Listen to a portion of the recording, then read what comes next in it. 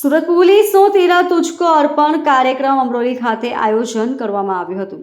Additional CP કે ડામોર અને DCP zone 5 Ranveer Singh ઝાલાની ઉપસ્થિતિમાં આ કાર્યક્રમ યોજાયો હતો।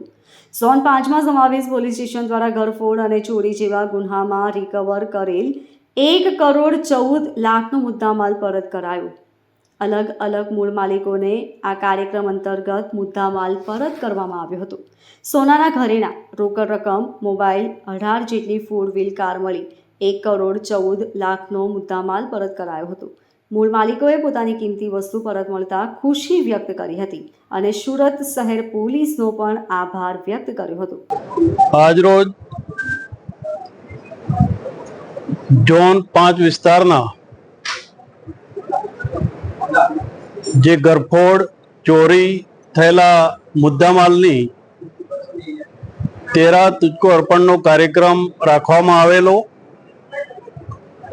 અગાઉ દિવાળીની આસપાસ એક પ્રોગ્રામ રાખેલો હતો અને 1 કરોડની આસપાસ મુદ્દામાલ પરત કરેલો હતો। આજે લગભગ 1,14,32,000ની આસપાસનો મુદ્દામાલ પરત કર્યો છે। એમાં ખાસ કરીને 18 4 વ્હીલર વાહનો છે, એમાં એક ઓડી કાર છે, બાકી બીજા 4 વ્હીલર છે અને 306 મોબાઈલ છે।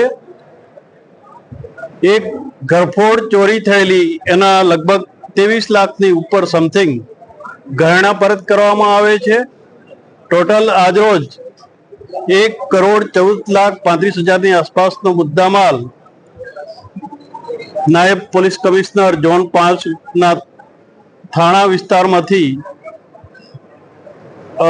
પરત કરવામાં આવેલો છે અને આ જે કાર્યક્રમ યોજવામાં આવ્યો એમાં અમારા ઝોન 5ના તમામ થાણા ઇન્ચાર્જો, મદદનીશ પોલીસ કમિશનર અને અમારા સુરત શહેરના પોલીસ કમિશનર માન્ય શ્રી અનુપમસિંહ ગેહલોત સાહેબના માર્ગદર્શન હેઠળ આ કાર્યક્રમ યોજવામાં આવ્યો છે ને સમયસર